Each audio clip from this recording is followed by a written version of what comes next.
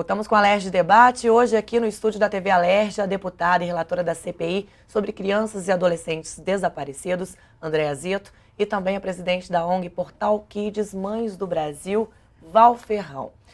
Deputada, presidente da ONG, nós estávamos conversando aqui a respeito da divulgação. Existiu uma novela, não lembro qual década foi, que transmitia todo o sofrimento das mães. A gente estava falando da união das mães nesse momento tão difícil, que eu imagino, eu e todas as mães devemos imaginar, que eu acho que o maior sofrimento é perder um filho ou ter um filho desaparecido que você não sabe onde essa criança está. Nesta época, dessa novela, quantas crianças foram encontradas? A informação que eu tive naquela época, que eu conheci, as primeiras reportagens que eu fiz com as mães que acabaram formando esse novo grupo, elas participavam do grupo Mães da Cinelândia. Foram 1.000 crianças encontradas naquele período da novela. Depois tiveram outras novelas que abordaram também, que nós até participamos, já as Mães do Brasil, nós conseguimos localizar várias crianças através de um minutinho que passava na novela. Por isso é tão importante existir um alerta, que as emissoras possam divulgar esse alerta, como existe nos Estados Unidos, chamado Alerta Amber. Até a gente queria que esse alerta fosse criado aqui e sugeriria até o nome de uma menina que morreu, que é um caso que nós cuidamos, a Amanda. Ela foi vista no dia da morte dela por uma testemunha, e se existisse um alerta como esse, a Amanda com certeza hoje estaria viva. Essa menina tinha 9 anos e ela foi massacrada pelo homem que a levou. É uma história muito comovente, e se um alerta como esse existisse, a Amanda estaria viva, como muitas outras crianças que acabam sendo encontradas mortas, que são vítimas de abusadores sexuais. Como essa última menina agora, né, a Camila Evangelista, que acabou sendo assassinada. Então, esse alerta, que é uma recomendação da CPI, também é muito importante que a sociedade desperte, porque as mães, esse desaparecimento enigmático e sequestro de criança pobre sem pedido de resgate, ele atinge uma parcela muito pequena da população. Então, não é um problema que afete a população como um todo. Só que essas mães vivem em estado de sofrimento muito grande e elas pagam impostos. Então, a sociedade, as autoridades não se sensibilizam porque elas são pobres, não têm voz na sociedade, mas o sofrimento é o mesmo. E os impostos que elas pagam direitinho também são o mesmo.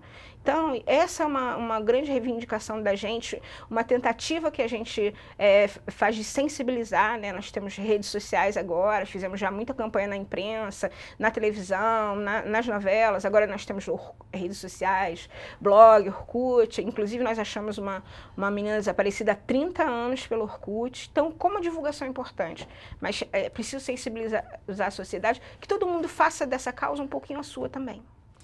A Lei Federal 11.259, de 2006, obriga a busca imediata de crianças e adolescentes desaparecidos. Mesmo assim, a polícia acha necessário esperar 24 horas ou até 48 horas para começar as buscas. Qual o tempo para reclamar um desaparecimento de uma criança? Imediata. A mãe deve procurar a delegacia imediatamente e exigir que o seu filho seja procurado. Só que às vezes a delegacia não tem condição. Assim, a mãe até exige, se desespera, mas a autoridade tem que reconhecer, o governo tem que reconhecer, federal, estadual, que essa procura, essa investigação não é feita imediatamente. E numa delegacia especializada existe uma forma, uma especialização para atender essas mães?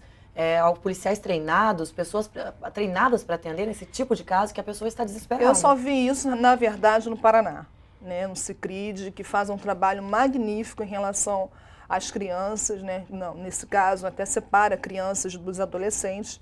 Então, eu vi um trabalho muito interessante que deve servir como um exemplo para a gente. Agora, nos demais estados, nós não temos delegacias especializadas. Até, inclusive, isso aí é uma das propostas que nós colocamos no nosso relatório.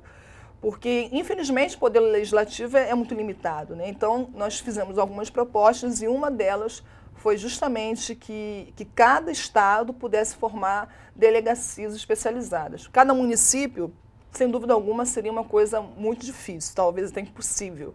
Mas o estado, por exemplo, Rio de Janeiro, né, tem que ter uma observação, alguma estatística mesmo, se baseando em estatística, se baseando no que vem acontecendo num todo, e criar em localidades diferentes, né, delegacias especializadas. Essas são propostas que nós apresentamos no nosso relatório.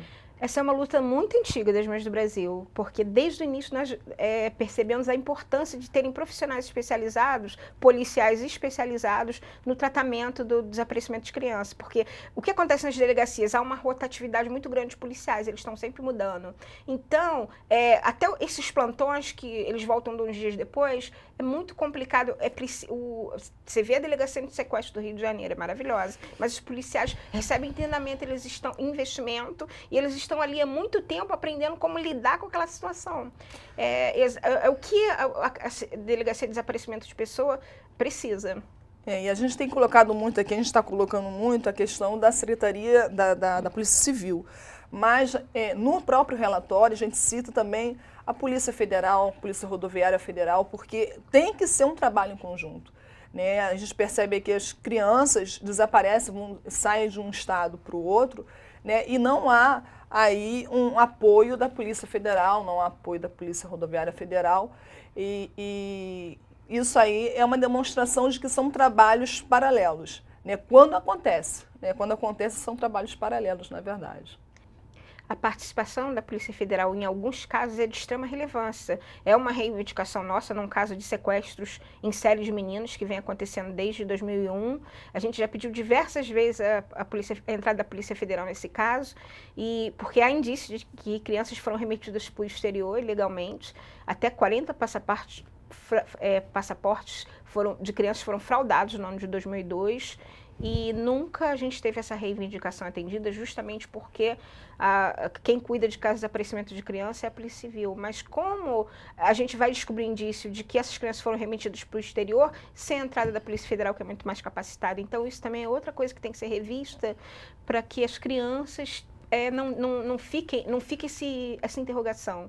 Porque é muito difícil para uma mãe ter um filho dormir e acordar sem saber onde seu filho está, sem saber se seu filho está sendo maltratado, se está sofrendo todo tipo de violência, inclusive sexual, como muitas crianças que a gente encontrou, né, conseguiu resgatar, mas porque estavam aqui no Rio. É muito difícil para uma mãe e essa dor precisa ser respeitada. O que as mães falam quando ela procura uma delegacia para falar que a criança desapareceu? Qual é a principal reclamação dela? Meu filho desapareceu, ela dá alguma pista ou não? Bom, as mães, quando vão procurar, elas ouvem dos policiais que a criança provavelmente fugiu com o namorado, fugiu porque estava sendo maltratada. Isso é um foco que a gente combate muito. Primeiro porque em 12 anos de trabalho, na minha instituição, nunca chegou uma mãe que tivesse batido ou maltratado no filho. Eu acho que a gente precisa dividir a criança em conflito familiar da criança que desaparece de forma enigmática ou é sequestrada sem pedido de resgate, que a gente tem o perfil traçado dessas crianças através de investigações jornalísticas que a gente fez e da própria investigação da polícia, né, porque a gente foi pressionando para que a polícia investigasse. Existe um perfil muito diferente. E até a criança em conflito familiar, tem muita mãe que quer que o filho volte para casa, essa criança está na rua porque ela é aliciada por tráfico, o crack, que está um flagelo. Nós temos crianças nessas condições que as mães estão tentando de tudo para trazer essas crianças de volta para casa, mas também por falta de uma política de atendimento, do combate da polícia às cracolândias, a gente não consegue tirar essa criança da rua. Quando eu ouço esse tipo de coisa, Val, até já conversamos sobre isso, a gente percebe também que o Estado ele quer transferir para as famílias, né, na verdade, o problema do desaparecimento de crianças.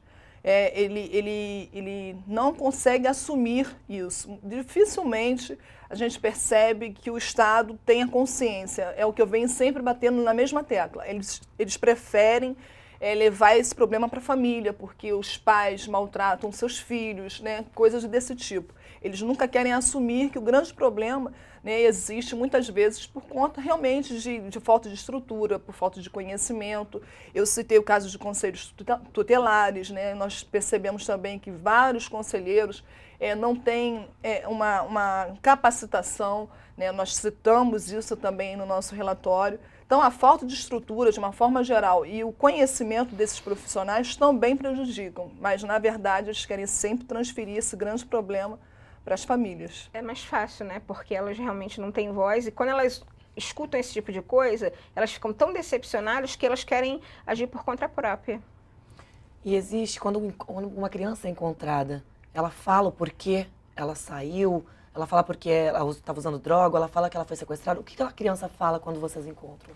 Olha, criança que a gente localiza por um conflito familiar, entre aspas, é muito fácil de ser localizada, que não é nem o foco da nossa instituição. A gente cuida mais de casos que exigem investigação policial, mas já cuidamos de muitos casos de crianças que são aliciadas, e a gente consegue resgatar fácil, é fácil o entendimento dela com a família, às vezes é uma besteirinha, a gente já consegue reintegrá-la. Agora, é difícil a criança que a gente tira de uma situação de cárcere, que ela ela é vítima de um abuso sexual, ou às vezes ela é aliciada através da internet, que isso já acontece mais com a classe média, né? Quando a gente consegue trazer essa criança de volta, as crianças abusadas sexualmente que são vítimas que estão em cárcere, que são crianças pobres, para ela falar é muito difícil. Tem que ser com tempo, um atendimento psicológico, e aí, aos pouquinhos, ela vai contando o que aconteceu, porque a criança sente muita vergonha. Às vezes, ela volta depois de muito tempo, a reintegração dela com a família, né, no caso de sequestro, é difícil. Depende muito dos casos, mas normalmente é difícil a criança falar. Precisa de todo um trabalho de atendimento psicológico. Deputada, só para encerrar, então quais as providências que serão tomadas agora, depois da apresentação desse relatório final da CPI? Bom, a CPI, na verdade, foi um estudo que foi feito, né? Nós sabemos disso, nós tivemos todo um apanhado, experiências, casos que foram citados, né, em diversos estados que nós visitamos, né, e que, com isso, nós apresentamos várias propostas. Uma delas foi que as crianças não podem sair da maternidade, né, sem o seu registro civil. Isso aí foi uma das propostas que nós colocamos no nosso relatório. As delegacias especializadas é um fato que é indiscutível, né? É muito importante realmente. A questão do cadastro, nós precisamos fazer com que esse cadastro funcione realmente. Uma secretaria que possa, uma secretaria especial para as crianças e adolescentes, né? São propostas desse tipo que nós conseguimos colocar, elaborar num relatório. E aí nós também agora já fizemos um trabalho de encaminhar, né, para a Presidência da República, para os Ministérios da Educação, das Comunicações. E é importante também, como foi colocado aqui num determinado momento, sobre a novela, né, e o alerta também, o alerta Amber, né, que nós também colocamos isso como uma proposta, que nós colocamos como um alerta DECA, né, desaparecimento de crianças e adolescentes. Porque esse trabalho de divulgação, esse trabalho da mídia, para a gente é super importante, né? A partir do momento que o trabalho de comunicação, né, ele realmente puder ajudar, né, ele pudesse unir as ONGs, pudesse se unir realmente às mães, eles estarão ajudando muito nessa questão de localizar as crianças. Então, o que nós queremos é minimizar esse número, né, de crianças desaparecidas. Então, esses projetos que nós apresentamos, nós também encaminhamos para diversos locais, para o Unicef, né, ONGs de uma forma geral. E aí o que a gente espera realmente é que isso possa funcionar, que isso possa ser colocado em prática, para a gente poder alcançar realmente o objetivo da CPI, que é diminuir o índice, né, de crianças e adolescentes desaparecidos. Muito obrigada pela participação de vocês. Se você tem informações sobre alguma criança desaparecida ou deseja conhecer um pouco mais sobre esse tema, visite o site www.cpicriançasdesaparecidas.com.br ou ligue para o Alô Alerge 0800 022 0008. Se você quiser rever este programa ou qualquer outro de nossa programação, acesse o site www.tvalerge.tv. TV Alerge, o canal do povo fluminense. Até o nosso próximo encontro.